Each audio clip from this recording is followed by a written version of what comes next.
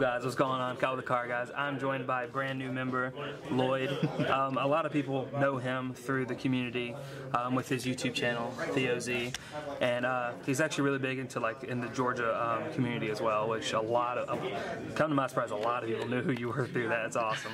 But we're here today because I actually posted something on one of the community groups of him playing a match in one of our shop tournaments that we had this past weekend. He had an insane board, but he's made some changes to it, and he told me he thinks it's actually a lot more consistent, and it actually combats the meta a lot more than the previous build did.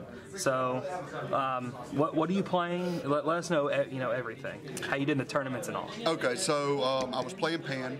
Obviously, I find her a very, very strong leader, and the reason that I chose to play her is when you look through set 3, all the cards that were coming out based on, you would have like the mill process of, the androids being able to cause you to discard cards and things like that. I felt like Pan was something that was able to keep up with, playing those cards and being able to, outdraw them actually milling you out, especially like with Android 13 coming out, Android 17 and 18 kind of getting a buff off the Android cards that came out in green and things like that. But I ran Pan, which was a green-red version this past weekend at the release tournament, and it did really, really well. It went, I got 3rd place at both the tournaments that I went to, and the only decks that I lost to was Mecha Frieza, a variant of the turn 2 KO kill, basically. I went 0-2 on that one, and then I played against Mecha Frieza Apes, and I ended up losing it as well. So basically this deck profile is a little bit to kind of handle Mecha Frieza a little bit easier, especially the Apes, because the Apes are a little bit more popular right now, and the way that I built the deck compared to my previous version allows you to kind of handle those Apes a lot better. Okay, awesome. Well, yeah, let's see pretty much everything going on with the list then. All right, so we'll start off with Pan, and basically what she does is she has an auto once per turn that whenever you play a battle card, give it plus 5,000, and if it equals 20,000, then you get to draw a card. And then what I like mostly about it is the Awakening, because the Awakening can allow you to do a lot of different things, especially with the synergy that it runs with the cards in the deck, is when you awaken with her, you get to ready up 2 energies, where most other leaders will let you draw 2 cards. And then once you awaken, she pretty much has the same effect on the backside, so it's an auto once per turn, get 5,000, if it's 20,000 or more, draw a card, and then when she attacks, draw a card. So essentially, just off of her backside alone, through attacking and playing a battle card, you'll always get 2 cards off of that. And what makes it extremely good is whenever you're playing a card, pretty much in this deck, a majority of the time, you're always going to be replacing a card that you play. So, and that's one thing that makes this deck really strong, is when you're able to basically replace stuff from what you're playing, you're able to keep up with that hand advantage and to continue on and put the pressure onto your opponent.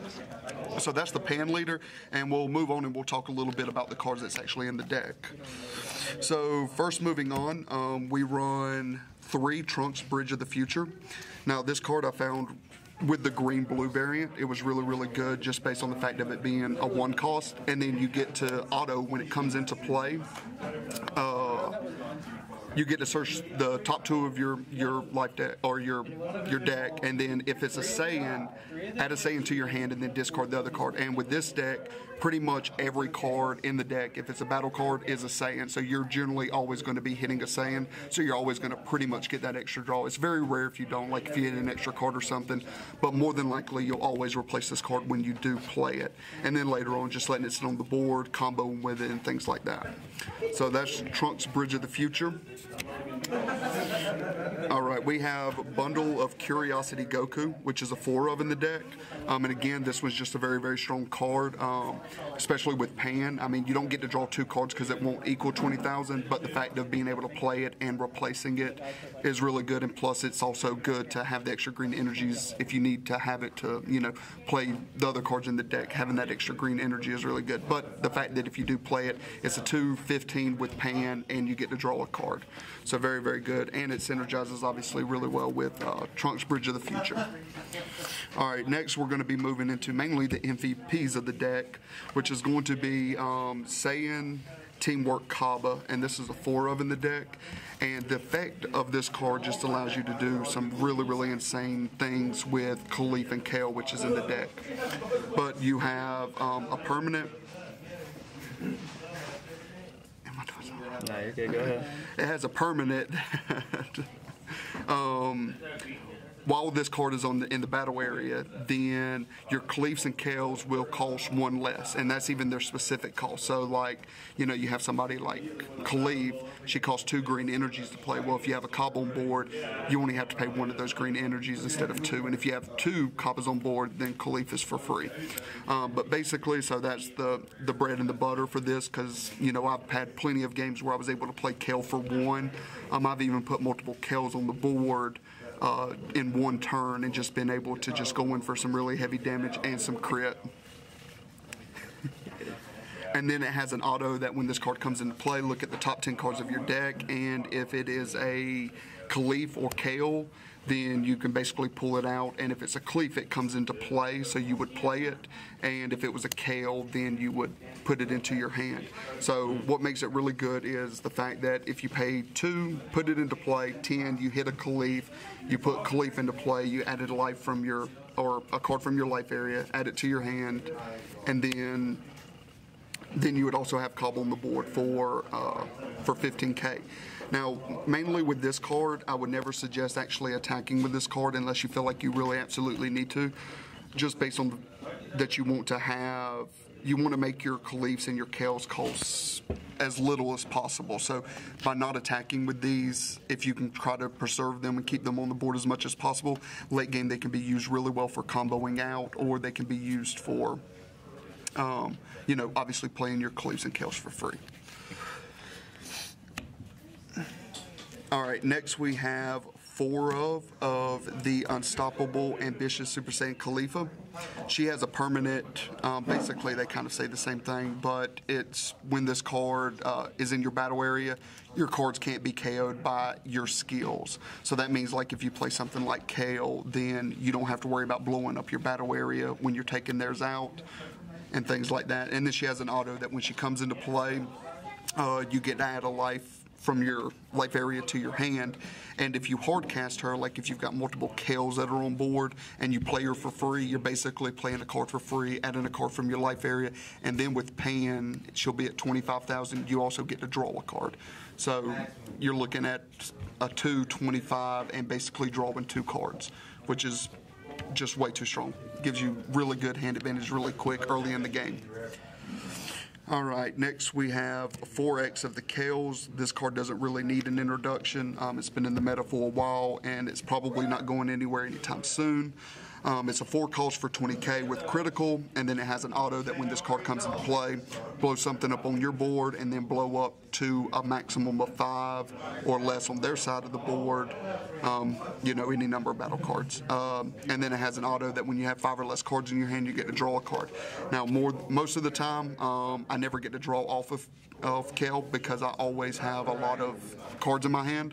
So, but with Pan, if you know hard cast Kale and you bring her into play, you're looking at 25K with critical, and then you get to draw as well. So you're essentially turning into, with Pan, you're drawing every time you're playing a battle card. So basically these battle cards are now saying draw 1 card when you play them, which is just extremely strong.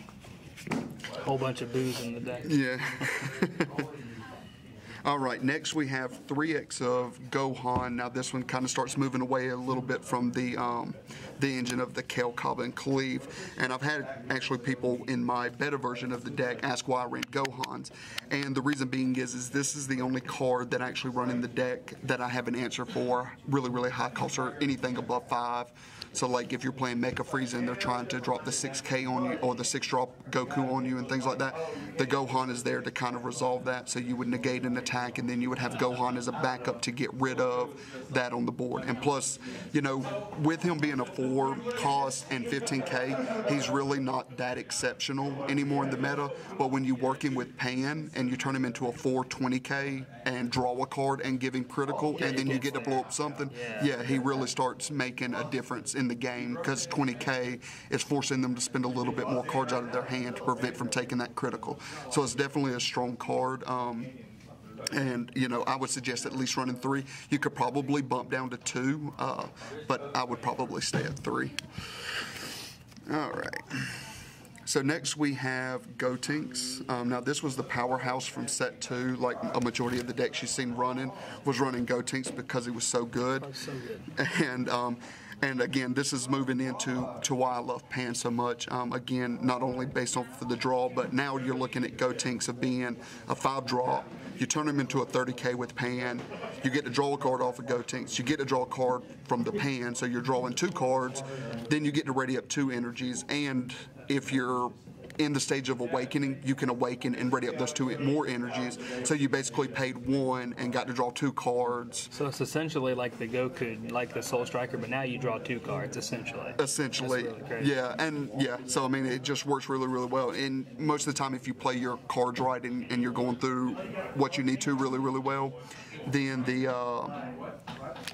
the Gotenks is just very, very solid. Like you can make sure that you ready up those 4 energies and always have that, only paying it for 1 and things like that. Mm-hmm. So, and I run a 2 of these in the deck. I found that having more was just too overwhelming. I didn't really need it. It was something that if I needed the card draw, or if I needed to finish out with a high double strike 30K or something like that from the Pan buff, then it was something that could help me finish out a game. But more than 2 is not necessary.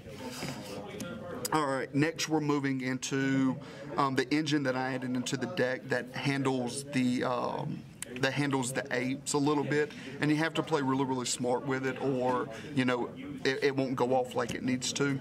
But we're running Fusion Rush Super Saiyan 3 Son Goku. Now this card can be replaced with the Dash Pack Goku, the one that gives you critical and things like that. It's kind of like player preference in a sense. Right. Me personally, I like this one more, just based on the fact that I get dual attack, and when this card comes into play, I get to draw a card. So it's essentially, again, a 5 cost for 25K, draw 2 cards with dual attack. So I could go in for 25K twice if I wanted to, and things like that. And then it works well with the rest of the engine. And if I'm looking for other cards, it helps me spin my deck a little bit quicker. But definitely a solid card in the deck. And again, it'd be player preference if you want to run the Dash Pack Goku or this one. But I found this one a little bit more enjoyable to play. All right, next we have Ultra Instinct Goku, which is another 4 of in the deck. And this one is why we're running the 5 cost, is so that way we can evolve into the Ultra Instinct. And what would really help out against 8s is when you're playing Mecha Frieza 8s, you have a problem with Vegeta's planet, that when they attack with the 8s, they get to constantly keep readying up their 8s. So it just feels like you get hit by a wall, like you just can't get through them to get to the leader, or since they're always inactive, you can't never attack them and things like that.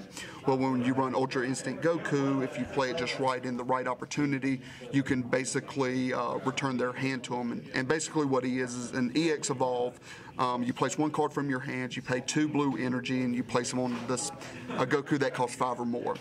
And then he has Triple Strike, and then he has a permanent that your opponent can't combo when you attack with this card, which is extremely good. I mean, especially if you're looking to finish out a game, Triple Strike, and they can't combo against it. I mean, they have to hope that they have the negate or something, because that's a game finisher right there. And then it has an auto that when this card evolves from another card or into this, however the phrasing is, that they have to return their hand back to them, or turn their battle area back to their hand. Yeah. So you're looking at, basically returning everything back to their hand. And since they can't combo with the cards that you're putting back in their hand when this card's attacking, there's not even a threat there, really. Like, it's just very, very solid. You're going them back so much. Exactly. And so, again, you're just looking at dealing an extreme amount of damage off of this card and probably finishing it out. And then the last one, which I'll have to show this mechanic a little bit, so that way I explain it really well. So good. All right, so we have Kaioken Son Goku. Now he has an EX Evolve, and he's placed one card from your hand into your discard pile, and place it on top of a 7-drop Goku. And then it has an auto that whenever a card evolves into this card, for the duration of the turn, You can't lose the game. yeah, basically you can't lose the game for the rest of your turn. And your opponent can't win the game. And either. yeah, so that is, and it's really good. So you can't lose, and your opponent can't win on this turn that you evolve it. So that's it. Or I don't think that you even have to evolve, right? Oh yeah, so that is the evolve. And then it has an activate main that choose 2 cards from your life area and add them to your hand and ready this card. So the little combo that works really, really well with this, which you can generally do it on turn 5 if you awaken with Pan in the same turn. So basically what it ends up turning into is you can play this for 5, and then you awaken. Okay, then you ready up 2 blue energies. You pay the 2 to evolve into the Ultra Instinct. Now obviously you could probably go in with the dual attack, ready back up, then play Ultra Instinct Goku, then return everything to their hand, then go in for the triple strike, and then whatever happens on that end, and then it's, evolve the Kaioken, discard a card. Yeah, so it'll come in rested, then you can add 2 cards to your life area, ready them up, go back in, and just rinse and repeat. So until you have no life left. And generally that would be your game finisher if you do end up going that route, like you have to win the game by that turn, or make sure that you don't go through your life area when you're doing it. But I mean, you're talking about, like, if you do the combo just right, since power levels carry over, the 5K will continue to carry over. Yeah. Correct. So you would be at 40K, and you went in for 40K triple strike, you went in for 40K double strike, 40K double strike, and generally that's enough to should be able to finish out a game if you played it just right. So definitely a very, very solid thing, and I love this engine. Like, I've gotten it off a few times, and just the way that Ultra Instinct Goku works is just amazing. So definitely a solid thing in the deck. And it, like I said, it was mainly put in here. I replaced the red cards with this so that way I could have the engine a little bit better for 8s. Of course. And Mecha Frieza. Alright, so moving on to the extra cards for the blue, we have Whis' Corrosion, which is a negate, an attack, and then ready up a blue, or ready up an energy. And the reason that I decided to run 4 of these is because, generally, like early game, if I was running against like a Mega Frieza GT deck and they were trying to finish me out on turn 1 or turn 2, I could go ahead and start getting prepared or getting set up for that and try to negate the attack to kind of get me a little bit past turn 2 and 3, so that way where their game ender would be, and try to get it past that, so that way I could move more along the lines of getting to that turn 3 and 4 and starting my roll, and make them to start forcing to go through the grind again to catch up with me. So 4 of in the deck. I wouldn't go, honestly, I would run 4 of them. It's mandatory 4? It is. Yeah, okay. Next we have Rebirth of Justice. Now this is the one that runs off of the Goku engine as well. And again, it was something that, when you awaken, this card is definitely replaceable. It is not necessary in the deck. I find it really, really good when it works with me. And it's basically activate main, choose one of your cards from your hand that has a cost of 5 or less battle card, and place it into play. So you pay it for 4, and then you awaken with Pan, and then you get to ready up 2 more energies. So essentially you're only paying 2 for it. You put the 5 drop down, and so if you do it on, let's say, turn 5, you pay this, you would have 3 energies ready. You can awaken, ready up those 2 energies, and then you can play Ultra Instinct on top of him, and then you can play Kaioken on top of that as well. You could also do it turn 4 if you was being rushed really, really hard. You could awaken, so you could play this on turn 4, drop the 5 drop Goku, awaken, ready up 2 entries, and then go in with the Ultra Instinct Goku and Kaioken Goku. And then we have the boosted cards, which these cards don't need any introduction either. They're the 10K boost, the red version for Pan, and basically when you combo with this card, when your life is at 4 or less, it gains 10K power, added to the combo, and you get to draw a card. So 4 of in the deck. Obviously, it's in every single deck. You wouldn't run any less than the super combos. Yep. Alright, so next we have the Double Shot Super Saiyan 2 Vegeta. They call them what do they call them? They call them something. Oh, no. Anyway, so basically what it is so when you're playing with Pan, and the reason that it works so well is because this is the combo that when after the combat ends, it comes into play. And it works on Pan, so it's on your opponent's turn.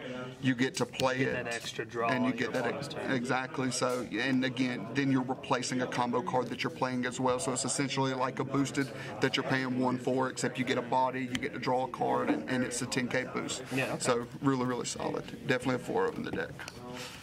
And then the last 2 is going to be Foo Scientist. Now with Pan, this card is outrageously strong. You'll be going through cards really, really quick. You'll be comboing with your lower amount cards, and you'll essentially get to play this card very, very early in the game. And basically what it does is it has Overwhelm 7, and then it has a cost of 1. And it has double strike, and then whenever you play this card using Overwhelm, you get to draw 2 cards, and with Pan, that would be 3 cards. So you're essentially looking at a 1 cost, draw 3 cards, 30K double strike, and you know you can't get no better than that. I mean, you're going 3 more cards deep into your deck, so I mean it gets really, really strong. I was running the Time Patrol Trunks over this for a little while, and even though I didn't have any problems with Time Patrol Trunks, I felt that this was a better game finisher if I needed it, because you know being able to go 3 more cards deep into my deck and then put a big body on the board, it was definitely just doing a lot of damage and giving me a lot more card power near late game and things like that. So if I got hit something like, you know, you're playing like the cell engine where it makes you discard your whole entire hand and you're down to 3. Okay, well, I mean with Pan, you know, if you have 7 cards in your hand and you know you have to discard 4 of them, well then when it comes to your turn, you draw a card, lay an energy, play Foo, and then now you're looking at drawing 3 of those cards back. So you essentially just refilled your hand just off of Foo Scientist for 1.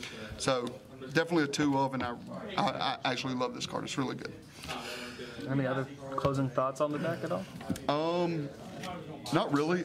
Generally, the deck kind of just plays itself. It doesn't have like a high skill cap. Pretty much any beginner could pick it up and just learn how to play it. So it's definitely beginner friendly, and it kind of works really, really well in the meta. So that's pretty much it. All I got for it. Awesome. Well, thank you very much for the deck profile. Of course, we're going to see more of you on the channel with the match and everything like that we just recorded as well. But yeah, if you guys have any questions or concerns or any input you have within the deck or anything else you want to see, definitely put them out in the comments below. We'll answer it and see what we can do by giving more deck profiles and giving more matches on anything like that. But thank you again, Lloyd, and we'll see you guys next time. It's been TheCardGuyz. See you guys later.